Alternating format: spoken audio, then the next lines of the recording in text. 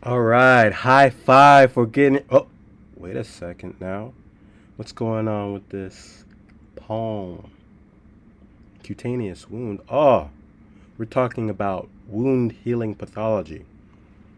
I'm Dr. Anthony Wheeler, and I'm going to tell you everything that you need to know about pathology to succeed in medical school and on step one. Make sure you have this book, Medical School Pathology and Step One Review. It has everything in it that you need to reach your fullest potential. It's literally one of the best resources for pathology ever created for a medical student. I highly advise you to have this, especially as you go through the lectures. It has everything that you need to succeed in pathology, to do your best, and to lay the foundation for your medical career. Because these questions, you're going to get them time and time and time again. And it doesn't stop. There's step one, then there's step two, then there's shelf exams and whatnot. Actually, reverse that. Shelf exams in step two. There's step three. Guess what? There's licensing examinations. There's board certification examinations. It never stops. The foundation is here. Make sure you have this book so your foundation is solid. That's the foundation under the Burj Al Arab, Burj Khalifa, holding the tallest building in the world. That's your medical foundation. Let's get into wound healing. When inflammation starts, the healing process is initiated. Healing occurs as a result of regeneration of tissue with native tissue cells and the repair of tissue with fibrosis, with that scar tissue. This image shows a wound healing process. A deep wound on the shin with stitches healing over 5 weeks. From top left to bottom right, you can see all of that happening. Fantastic, isn't it? Here's another image of wound healing. Bottom left shows a scab covering a wound that's healing. And the bottom right, for all the PhDs out there, we haven't forgot about you. A fluorescence micrograph of cells in Drosophila larvae healing after a puncture wound. The arrows point to cells that have fused to form syncytia, and their arrowhead point to cells that are oriented to face the wound. What it's basically showing is that the wound process is taking place, right? You can't have wound healing without regeneration under normal physiological circumstances. Native tissue is used to replace damaged tissue. Based on their ability to regenerate, tissues are classified into 3 different types, either labile, stable, or permanent. Labile, stable, or permanent. Labile tissues are constantly regenerating and have the best ability to regenerate. The stem cells in labile tissues cycle continually to regenerate the tissue.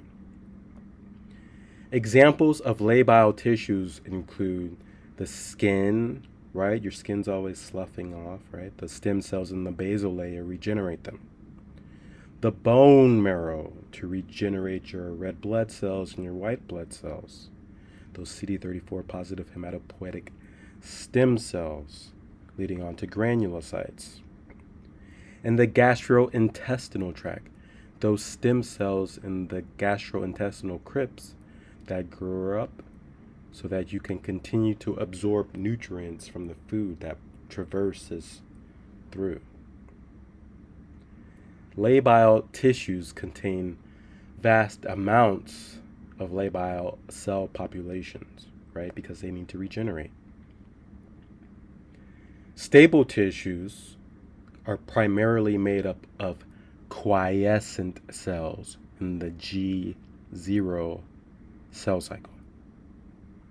The cells that compose stable tissues have the ability to re-enter into the cell cycle and regenerate tissue when necessary. Examples of stable tissues include the liver, and the proximal renal tubules of the kidney. So yeah. The regeneration of the liver by compensatory hyperplasia following partial resection is a classic example of stabile tissue. Each hepatocyte generates new cells and then re-enters quiescence. Permanent tissues do not regenerate. Permanent tissues are generally repaired by a fibrous scar due to the inability of permanent tissues' inability to regenerate tissue.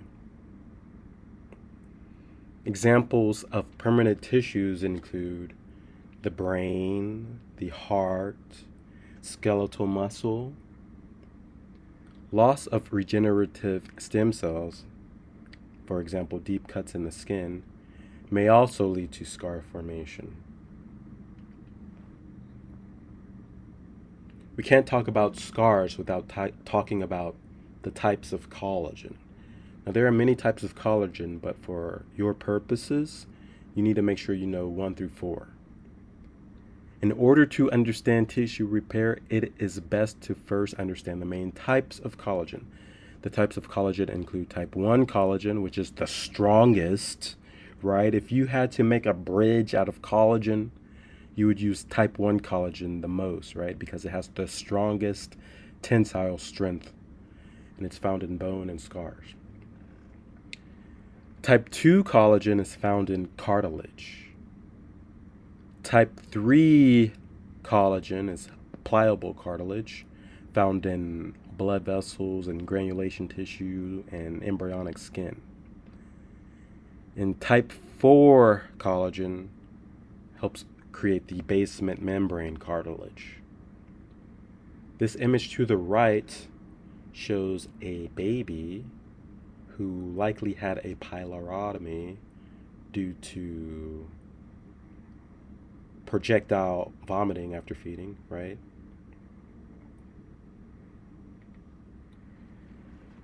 So let's talk about repair. Tissue repair is when damaged tissue is replaced by a fibrous tissue.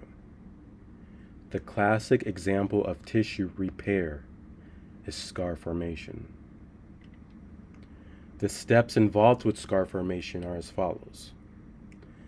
You have an initial injury that occurs to the tissue, such as a cut, ouch, or scrape. Regenerative stem cells are lost or tissue is incapable of regenerating itself. Granulation tissue is produced along with type 3 collagen. Type 1 collagen is produced, and type 3 collagen is removed by collagenase. The components of granulation tissue include fibroblasts that deposit type 1 collagen, capillaries that allow the flow of oxygen and nutrients to the area, right? You need that to power the cells to repair, and myofibroblasts that somewhat contract the wound.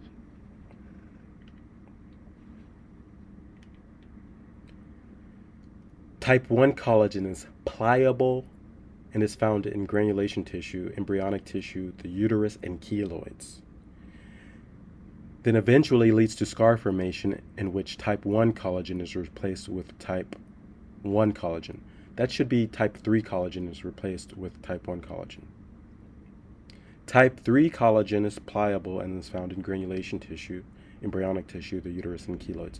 Then eventually leads to scar formation in which type 1 collagen is replaced with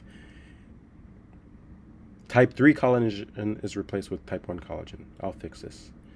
The updated version that you can find at pathosomes.com will have all the updated material, right? Type 3 collagen is pliable and is found in granulation tissue, embryonic tissue, the uterus, and keloids. Okay. Type 1 collagen is very strong and is found in skin, bones, tendons, and the majority of organs. Collagenase is an enzyme that removes type 3 collagen during the wound healing process. Collagenase requires zinc as a cofactor in order to function properly. Zinc deficiency is associated with poor wound healing. Make sure you were paying attention when I was discussing the types of collagen, because what I'm saying is actually correct. Make sure you mark that. Zinc deficiency is associated with poor wound healing, and please note that multinucleated giant cells may be seen histologically at sites of wound healing. Then we have repair. All future OB-GYNs out there, can you tell me why this presumed female, likely, has this scar, and what type of incision most likely led to it? Future OB-GYNs know that this is a low vertical scar, likely due to a cesarean section.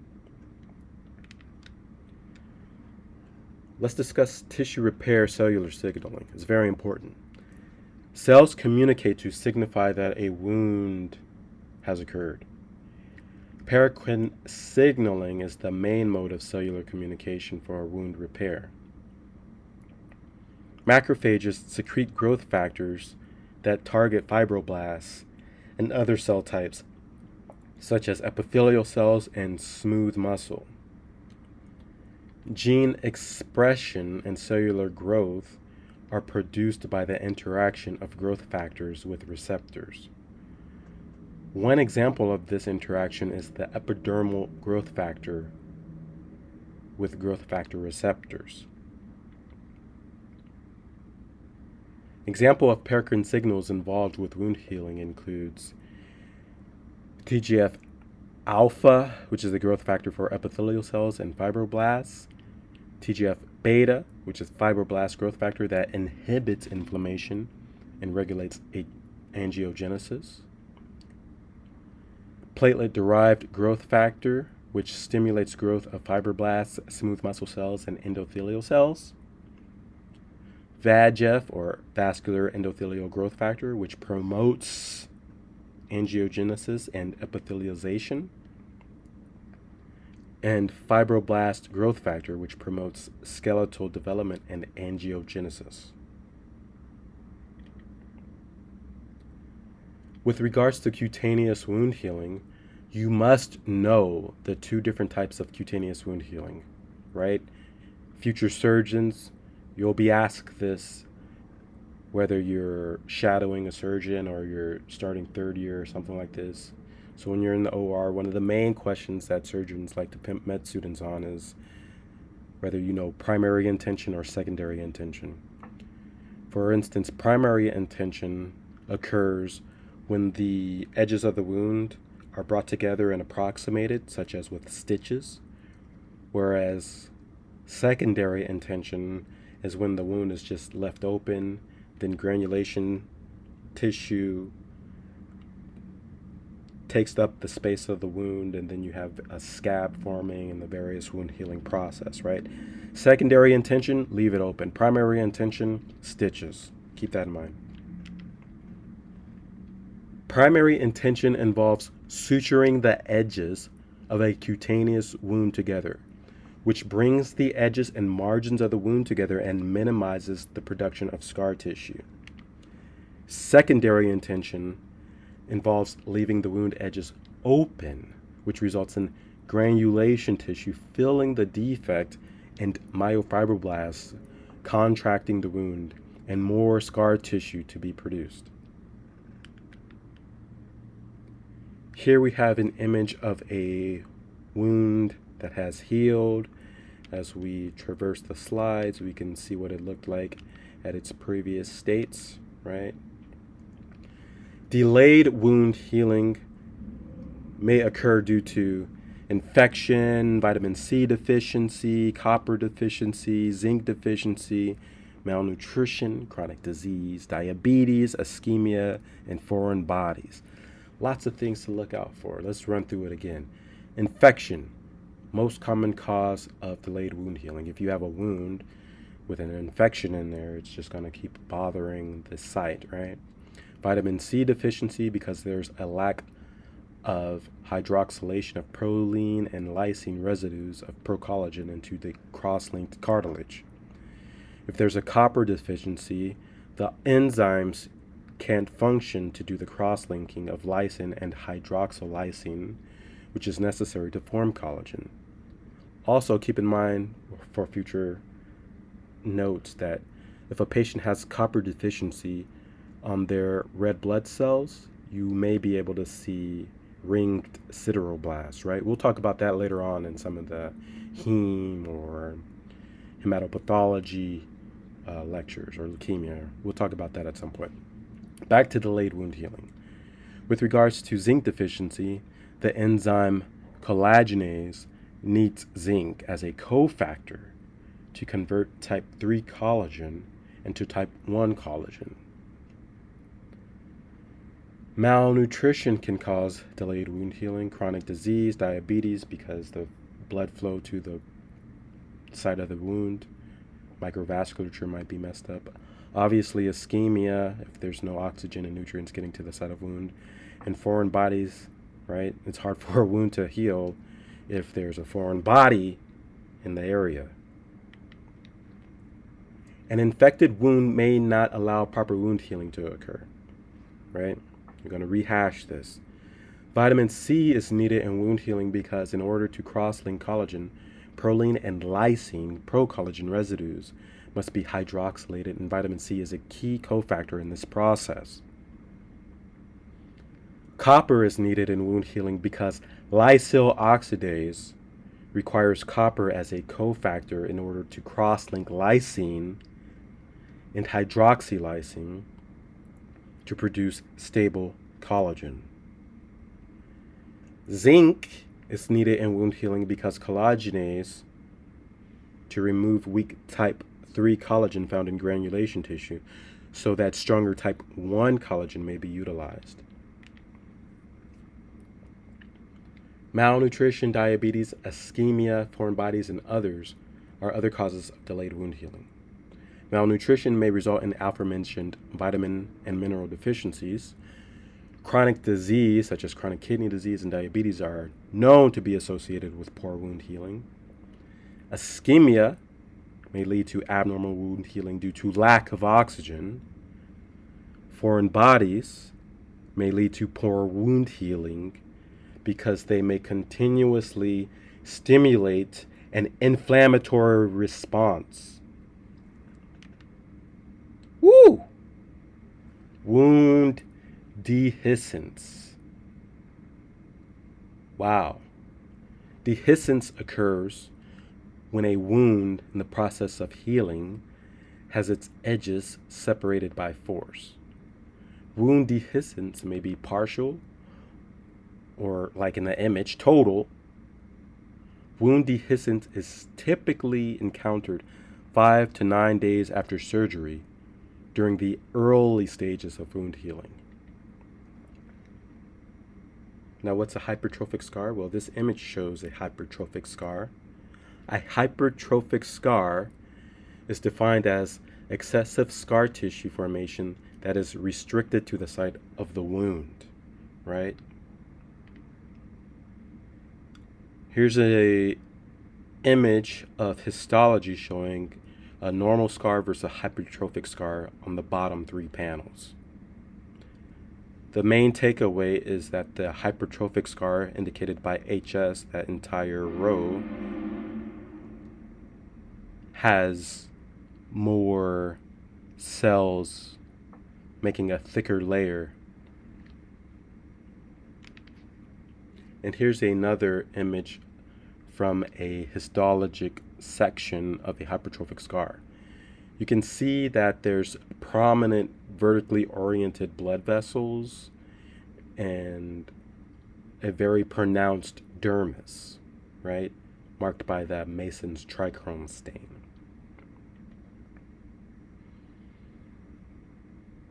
Lastly, you will need to know about keloids, okay? Here we have in this image a pedunculated keloid on a male's ear, highly likely that's male, showing this sort of mushroom-like growth.